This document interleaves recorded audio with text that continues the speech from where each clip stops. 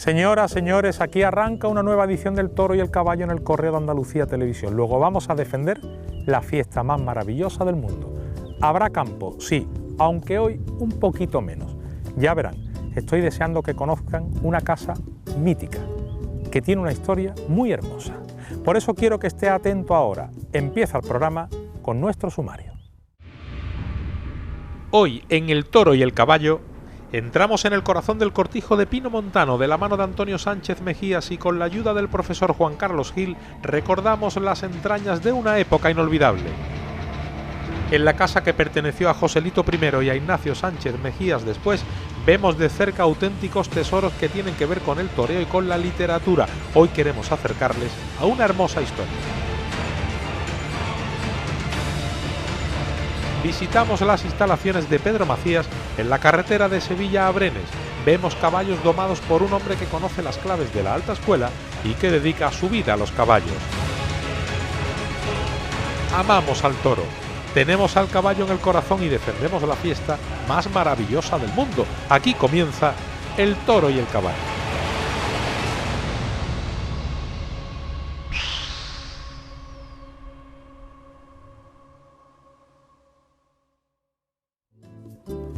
¿Conoce usted el cortijo de Pino Montano, a un paso de Sevilla? ¿Sabía que allí vivió Joselito el Gallo? ¿Que después le perteneció la finca a su cuñado Ignacio Sánchez Mejías? ¿Que ambos murieron en las astas de un toro? ¿Sabe usted que seguramente la generación del 27 nace allí? Sí, la generación poética, literaria del 27. Hemos entrado en las entrañas del cortijo de Pino Montano de la mano de Antonio Sánchez Mejías. Lo que va a ver es historia de las letras y del toreo.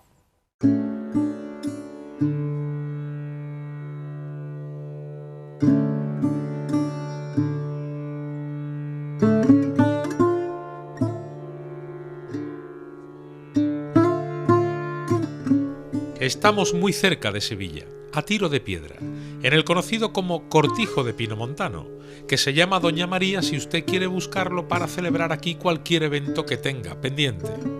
Hemos venido buscando una historia hermosa, amplia y relevante, muy relevante. Esta casa perteneció a Joselito I y a Ignacio Sánchez Mejías después. Y en manos de esta última familia sigue, atención, vamos a ver tesoros que jamás podremos olvidar.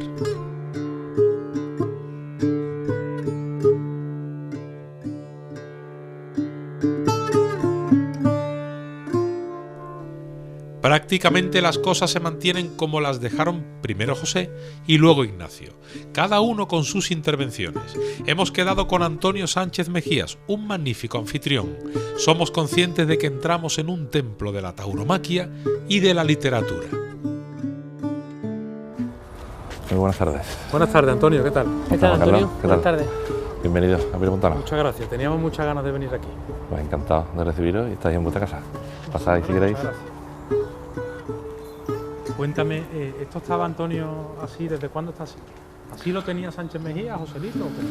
¿O siempre ha estado así? La casa, cuando la compra Joselito, la construcción que había era la parte central de la casa. La parte central de la casa es lo que consta en escritura, que era lo que compra Joselito.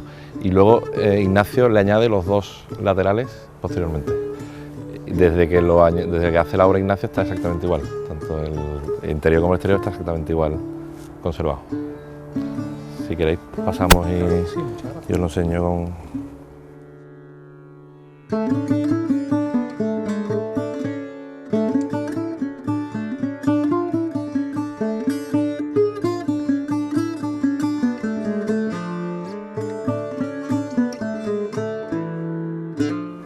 Ese balcón, y además nosotros lo seguimos conociendo así, lo seguimos llamando así, ahora mismo no está utilizado, pero es el cuarto de Joselito, nosotros lo conocemos como el cuarto de Joselito.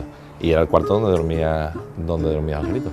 Es curioso además la casa, cada parte de la casa tiene un nombre, o nosotros familiarmente lo conocemos con un nombre a cada zona. Y ese es el cuarto de Joselito y todo el mundo nos referimos a él como el cuarto de Joselito.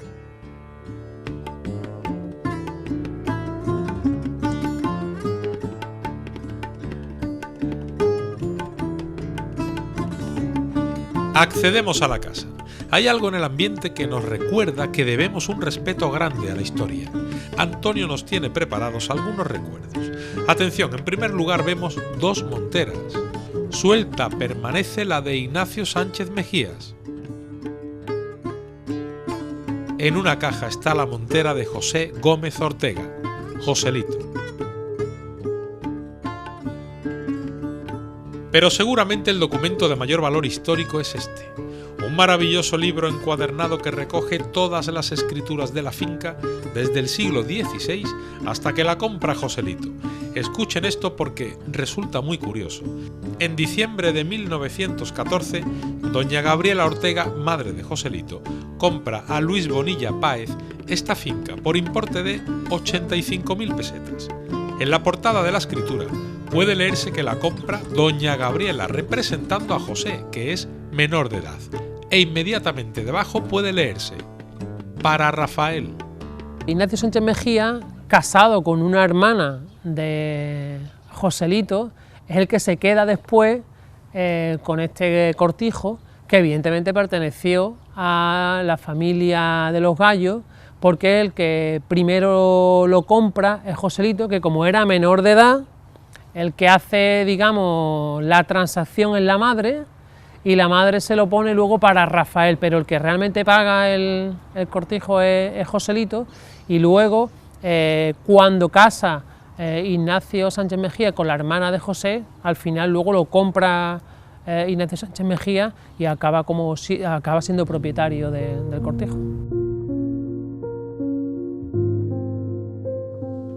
Encontramos en la casa las pinturas de toros importantes que adornaban el mítico despacho de Joselito, parcialmente comprado hace poco tiempo por Morante de la Puebla. Aquí tienen el toro de la alternativa de José en Sevilla. La tomó en 1912 con este ejemplar de Moreno Santamaría. Esta pintura, como las que vamos a seguir viendo, adornaba el despacho del diestro de Gelbes.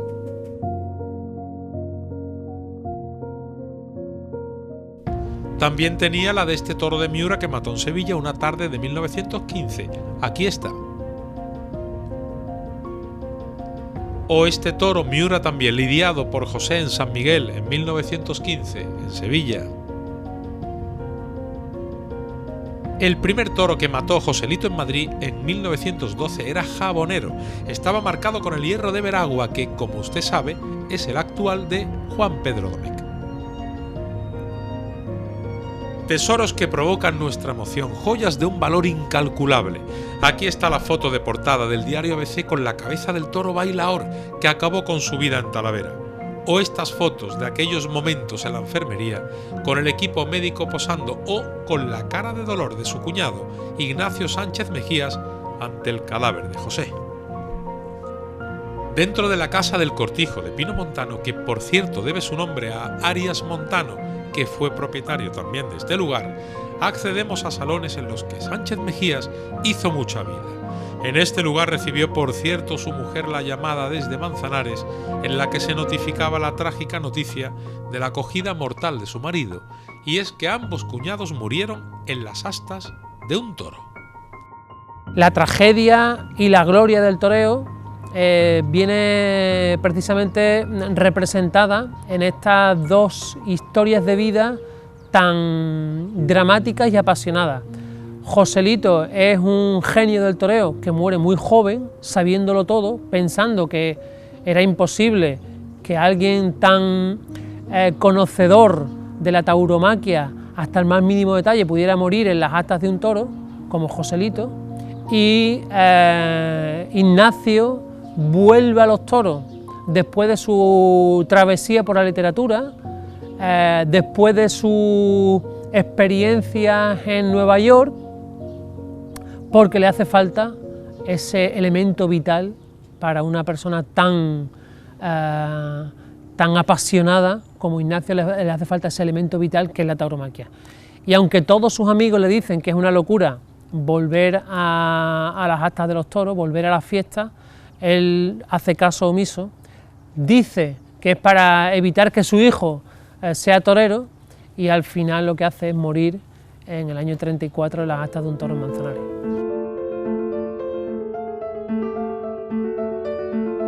Estamos dentro de la casa viendo, recordando, sintiendo.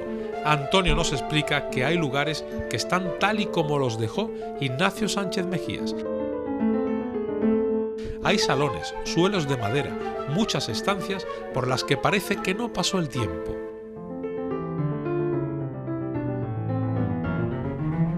Aquí dentro parece que se detiene el tiempo. Uno siente como que está vulnerando un lugar entre sagrado y misterioso. La distribución y los espacios están exactamente igual que cuando vivía Ignacio. O sea, que Ignacio fue el que diseñó esta distribución, el suelo de madera que estamos pisando, todo. Totalmente, exactamente igual que cuando la construyó Ignacio. ¿Sabemos hasta qué momento vivió aquí, hasta su muerte en Manzanares? Sí, hasta el 34. Hasta el 34 era la casa de la familia. O sea, aquí de vivió... hecho, si no recuerdo mal, a su mujer la llaman por teléfono a Pino Montano. Exacto. Para decirle que a Sánchez Mejía le cogió un toro. Sí, aquí vivían mi tía Piruja y mi abuelo, era la casa de la familia. O sea, aquí en cualquier lugar que ahora mismo no tenemos determinado, habría un teléfono y aquí recibe ella la llamada. La noticia. Sí. Hay un documental en el que Piruja, que era muy niña, claro, le dicen, vamos a ver papá que está... Claro, aquí. Es muy curioso ese documental. Ese documental es el documental de la claqueta. Exactamente. La claqueta mecánica. Y habla de Piruja con una... Es buenísima la entrevista. Porque recuerda todo cómo vivió ella siendo casi una niña, cómo vivió la tragedia de que llama, que él pudo hablar con ella. O sea, Ignacio, por visto, llamó y quiso hablar con su hija para tranquilizarla y para decirle que estaba bien y quitarle un poco de hierro. Antonio, ¿es verdad, por cierto, que aquí en esta casa, en esta finca, se pueden celebrar eventos? Sí. Además con mucha categoría, muy bien, y atendéis a todo tipo de eventos, ¿es cierto? Sí. Yo puedo estar muy cerca de este lugar, obviamente no aquí dentro contigo, pero por aquí puedo estar celebrando un día importante en mi vida. Totalmente. No, además lo hemos comentado, que esto al final para mantener un sitio como lo tenemos mantenido y como queremos tenerlo, esto o tienes una actividad extra que te eche una mano, al final es muy complicado, ¿no? Y teniendo la casa y teniendo la oportunidad, pues la verdad que lo hemos abierto para eventos.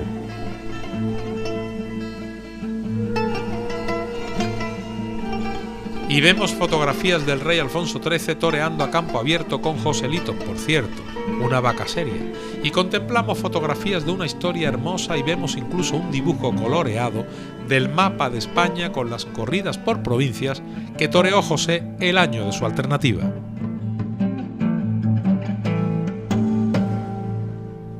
Hemos entrado en un santuario, en las habitaciones del Cortijo de Pino Montano, en una casa que perteneció a los Gallo y a Ignacio Sánchez Mejías, casi nada.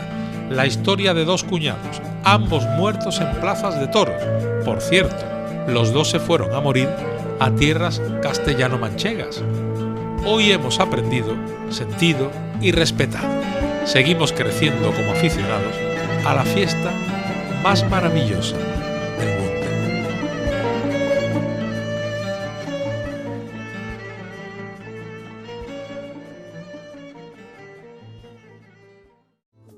Le he pedido a Juan Carlos Gil, que sabe mucho de estas cosas, que se siente un ratito a contarme la historia en profundidad de esta casa y de esta familia. Juan Carlos ha sentado en un sillón que perteneció a Joselito, de hecho lo usaba en su despacho. José Gómez Ortega, Joselito, lo recuerdan, ¿verdad? Juan Carlos Gil me ha dado muchas claves que estoy deseando que usted conozca. Estamos en el corazón del Cortijo de Pino Montano. Cortijo de Pino Montano. Aún nos estremece recorrer las estancias en las que vivió Ignacio Sánchez Mejías, o el lugar en el que durmieron los gallos. En este viaje al pasado me acompaña y asesora el profesor universitario, periodista y amigo Juan Carlos Gil, un hombre con la sensibilidad suficiente para abrirnos los ojos y, si hace falta, el corazón. Estamos en el jardín en el que seguramente pasearon y leyeron versos los componentes de la generación del 27 cuando vinieron a Sevilla a celebrar el centenario de la muerte de Góngora. Atención, porque si hablamos de literatura y toros, estamos pisando un lugar demasiado importante.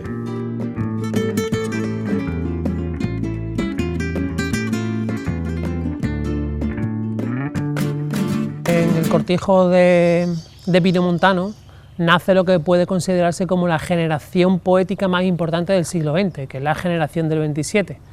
Ignacio Sánchez Mejía tiene el acierto de recoger a todos los invitados de la Residencia de Estudiantes de Madrid que vienen a Sevilla a celebrar el tercer centenario de la muerte de Góngora, y vienen a Sevilla a celebrar ese magnífico centenario, y Sánchez Mejía, que los conoce, sobre todo Alberti, se lo traen después aquí al cortijo de Pinomontano, bueno, pues hacer lo que hacen los jóvenes de la época, a divertirse. Y Sánchez Mejía, que era una persona muy inquieta y muy pispireta, sabe de las inquietudes de los poetas y se los trae aquí, y se pasan 2 noches de fiestas, de lecturas de poesía, de historia, en un enclave tan maravilloso como el cortijo de Pinomontano. Hablemos de la importancia de Ignacio Sánchez Mejías en el mundo de los toros y en el mundo de las letras. El profesor Gil desgrana las claves de la historia en un jardín que ha sido testigo de versos y lances. Estamos conociendo a un hombre valiente, torero y escritor, adelantado a su tiempo y visionario, y culto. La trascendencia de Sánchez Mejía es universal. Es decir, Sánchez Mejía es un personaje en el mundo de la tauromaquia y es un avanzado a su tiempo, al menos en el mundo de la literatura. Es el primer, y así aparece registrado en la Sociedad General de Autores, si no me equivoco, como el primer dramaturgo que escribe una obra de teatro de inspiración freudiana. Hay que pensar que Freud es un médico psicoanalista, cuando el psicoanálisis era considerado una disciplina que ni siquiera formaba parte de la medicina, de finales del siglo XIX y de principios del XX, que escribía solamente en alemán, y escribía algo tan raro como que la persona tenía un super yo, un ello, un yo, y a partir de esas lecturas Ignacio Sánchez Mejía escribe una obra de teatro sin razón, aprovechando que justo aquí enfrente está el Manicomio de Sevilla, que ha tenido conversaciones con el director del Manicomio de Sevilla, y escribe una obra de teatro de inspiración freudiana. Y es el primer autor que escribe una obra de teatro de inspiración freudiana. Así que en el ámbito de la literatura o de la creación literaria es un avanzado a su tiempo. Y luego en el mundo de la tauromaquia también.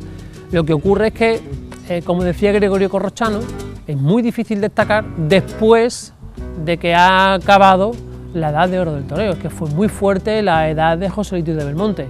Muere Joselito, Belmonte continúa unos años más, y cuando desaparece Belmonte del escalafón taurino, digamos que hay un gran vacío que ocupan un montón de toreros importantes, Joselito, Ignacio Sánchez Mejía, Chicuelo, pero que están ahí en esa hondanada de la desaparición de las dos figuras clave. El tiempo es un espejismo azul, donde el reflejo puro de tus ojos me invita a descansar en la quietud. Nos cuenta Juan Carlos Gil que existen grandes biografías de Ignacio Sánchez Mejías, que Andrés Amorós y otros autores le han hecho justicia, e incluso que ya hemos vivido alguna exposición de altísima categoría. Pero falta algo, hay que estudiar al Sánchez Mejías periodista. ¿Sabía usted, por ejemplo, que Ignacio Sánchez Mejías llegó a escribir crónicas taurinas de corridas en las que toreaba él mismo? Quizá, desde mi punto de vista, como profesor de la Universidad de Sevilla y como profesor de periodismo, hay una labor que no está tan estudiada y tan investigada, que es la labor de Ignacio Sánchez Mejía como periodista. Es el único caso en la historia del toreo de un periodista torero que escribe sus propias crónicas, a la vez que el propio cronista del periódico escribe la crónica.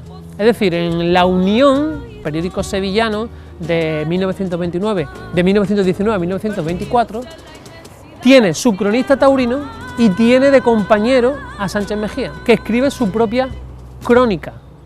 De tal manera que es curioso, era tan honesto Ignacio Sánchez Mejía, que por regla general siempre ponía bien a sus compañeros, y al que no se ponía bien era él. Y el lector podía leer la crónica del cronista taurino y la crónica de Ignacio Sánchez Mejía a la vez, de las corridas que él había toreado. Eso no se ha dado en la historia del toreo, y es un elemento fundamental. Y creo además también que Ignacio Sánchez Mejía ensaya, hace sus primeros pinitos como literato en los periódicos, primero en La Unión y luego en el Heraldo de Madrid. A esta altura de la entrevista les recuerdo al compañero que está sentado en un sillón que perteneció a Joselito. Hemos visto fotografías que lo atestiguan.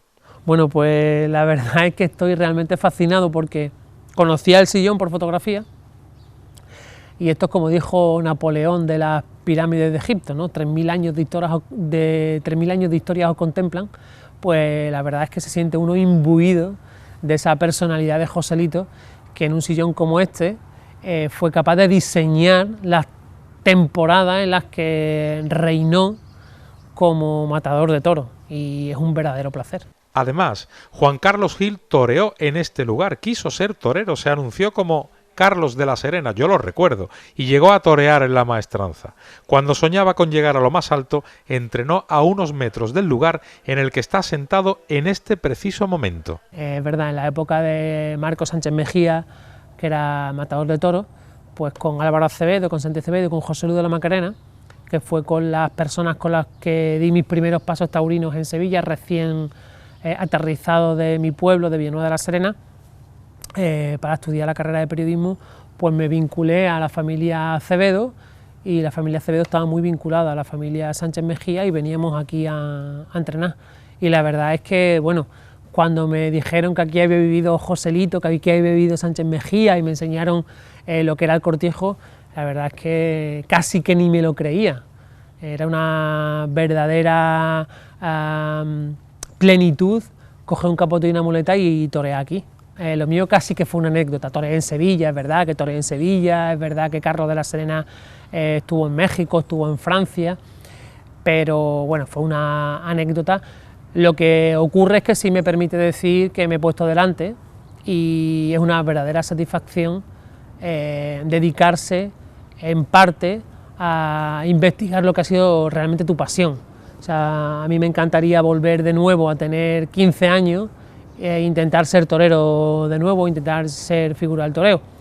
De hecho, yo cuando defendí mi tesis doctoral, en el acto de defensa empecé diciendo que era la historia de un fracaso, cosa que el tribunal se quedó totalmente sorprendido, porque me dijo, hombre, ¿cómo va a ser un fracaso que hayas terminado una tesis doctoral? Y yo le dije, claro, solo porque no he sido figura del toreo, estoy ante un tribunal defendiendo una tesis doctoral. Mi primer sueño habría sido ser torero, como el primer sueño de Manuel Machado habría sido ser un buen banderillero. Cortijo de Pino Montano, familia Sánchez Mejías. Eché por cierto de menos a Marcos, buen torero.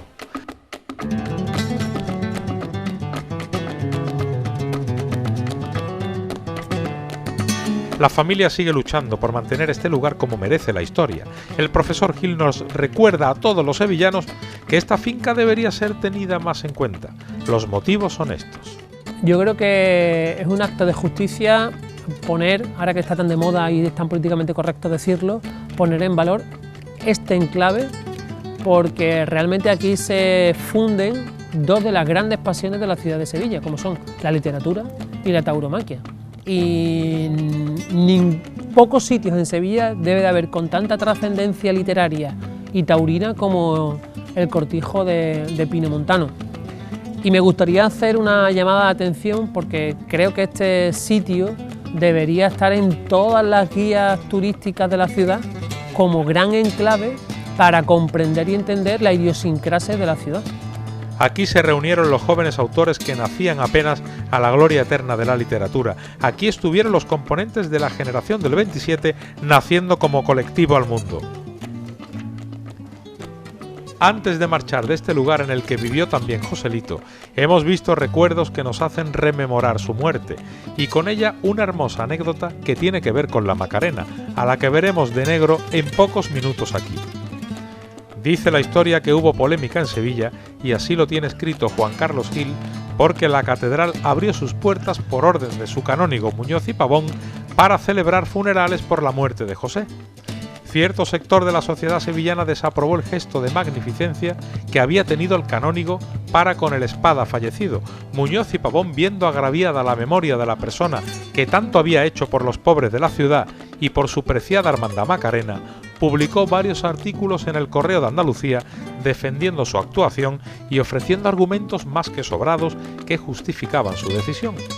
Una junta de macarenos, organizada al efecto, decidió regalarle una pluma de oro como gesto de agradecimiento para con el cofrade. Sin embargo, este la rechazó y se la ofreció a la Virgen Macarena, que en la madrugada del Viernes Santo procesiona con la pluma en el fajín.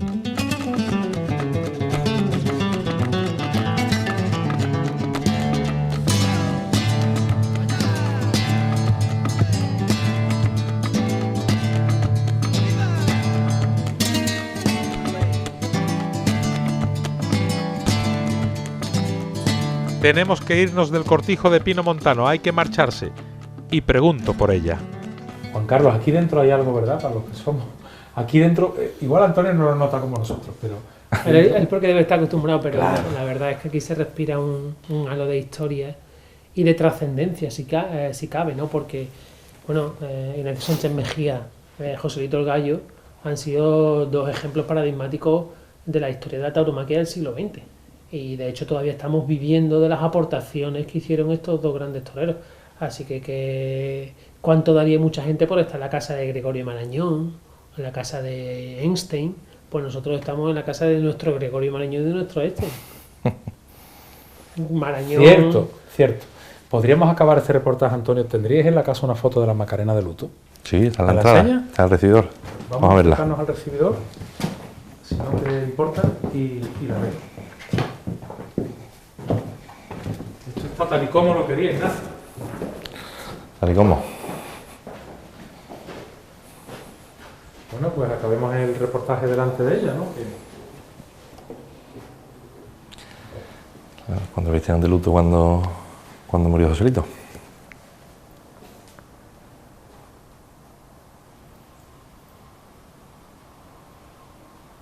Hay una historia súper curiosa de Joselito. Hay una mitología de si salió alguna vez de Nazareno o no salió de Nazareno. Antiguamente, como no se llevaba control de los que salían o no salían de Nazareno, en los libros de la Macarena no aparece como hermano. En ningún momento, no aparece como hermano, pero no aparece como nazareno, pero de los que salían. ¿No hay una foto? Hay una fotografía Eso. Que nadie sabe si realmente es verdad o no es verdad, pero hay una fotografía con Joselito vestido de nazareno. Pero sí hay documentado una historia súper curiosa con José y Juan. Joselito estaba viendo a la Macarena en la calle Parra y Juan fue a verla a la entrada. Entonces los apasionados de Joselito dijeron: oye, José, que Juan está en la entrada de la Macarena esperando que llegue para verla entrar. Y Joselito se vino de la calle Parra y fue a acompañar a Juan a ver entrar a la Macarena juntos.